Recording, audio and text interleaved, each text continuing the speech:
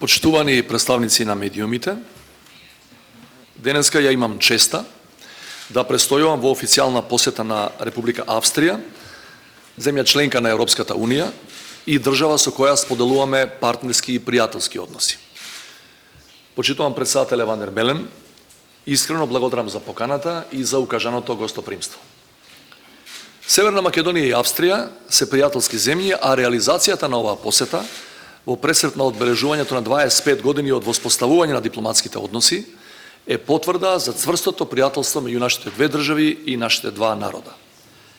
На средбата се заблагодарив на председателот за постојаната и силна поддршка која Австрија ја дава за европската интеграција на мојата земја.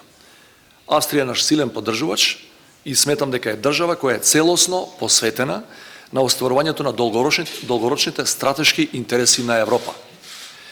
Австрија е една од првите европски држави кои ги чувствуваат позитивните процеси на Балканот, но и повремените проблеми и негативните тенденции. Од своја страна, Виена за нас на Балканот традиционално представува порта кон Европа. Во овој контекст, силна и символична порака е реализацијата на оваа посета која и претходи на една важна одлука што Европскиот совет треба да ја донесе следната недела и која сите со нетрпение ја очекуваме. Датум за отпочнување преговори за полноправно членство на Република Северна Македонија во Европската Унија.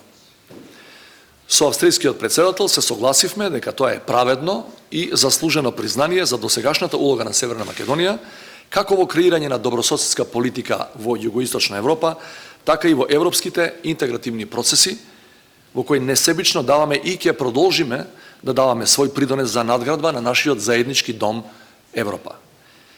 Председателот Ван дер Белен ме увери дека Австрија ја поддржува евроинтеграцијата на државите од Западниот Балкан и без задршка обстојува на позицијата дека почетокот на преговорите за членство во Европската Унија не треба дополнително да биде одолжуван. Се надевам дека и другите европски лидери ќе ја поддржат оваа политика, што впрочем е и поддршка на самата европска идеја за обединувањето. Во спротивно, сметам дека отсуството на јасна европерспектива би привлекла други влијанија во нашиот регион. Почитувани, Австрија е историски присутна во нашата земја и во регионот и политички и економски. Пред се како значаен трговски партнер и прв странски инвеститор во нашата држава со вкупни инвестиции од над 600 милиони евра. Токму присуството на 45 големи австријски компании на пазарот во Северна Македонија и честите бизнис контакти, како и активностите на Македонско-австриската бизнис асоциација, дополнително придонесуваат за зближување на нашите држави и народи. На средбата со австрискиот председател разменивме мислења и за актуелните состојби и предизвици со кои се соочува и Европа и регионот, бидејќи живееме во предизвикувачки времиња на меѓународната сцена. Се согласивме дека наш заеднички геостратегиски интерес е југоистокот на Европа да биде демократски и развиен, кој ќе зрачи со стабилност кон Европа и ќе биде мост за економски развој и размена со растечките пазари на Азија. Со председателот разговаравме и за неговата иницијатива за климата. Во оваа прилика сакам да дадам целосна поддршка за ова исклучително важна иницијатива.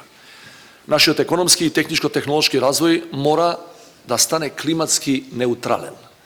За остварување на таа задача немаме многу време на располагање, а од нашиот успех ќе зависи и иднината на нашата планета, а со тоа и квалитетот на животот на генерациите кои што доаѓаат.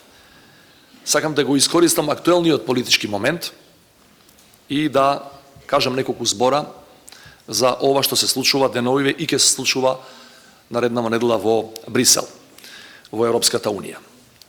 Сакам да ги потсетам нашите европски пријатели дека Северна Македонија ги исполни буквално сите предуслови за почеток на преговорите.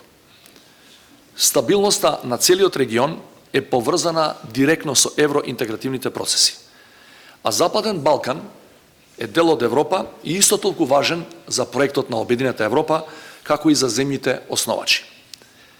Граѓаните на Северна Македонија оваа недела го очекуваат датумот за почеток на преговорите за полноправно членство. За мојата земја не постои друга подобра алтернатива. Мандатот како председател го добив од граѓаните во мојата земја со недвосмислена политичка поддршка за членство во Европската Унија и во НАТО и потенцирам дека и надвор и дома моето политичко действување има само една цел, а тоа е членството во Европската Унија и НАТО и заокружување на реформите за да ја обезбедиме иднината на државата и благосостојбата на сите нејзини граѓани. На крајот уште еднаш се заблагодарувам за срдечното гостопримство и за корисните и плодни разговори што ги имавме со нашите домаќини овде во Виена, во пријателска Австрија. Ви благодарам.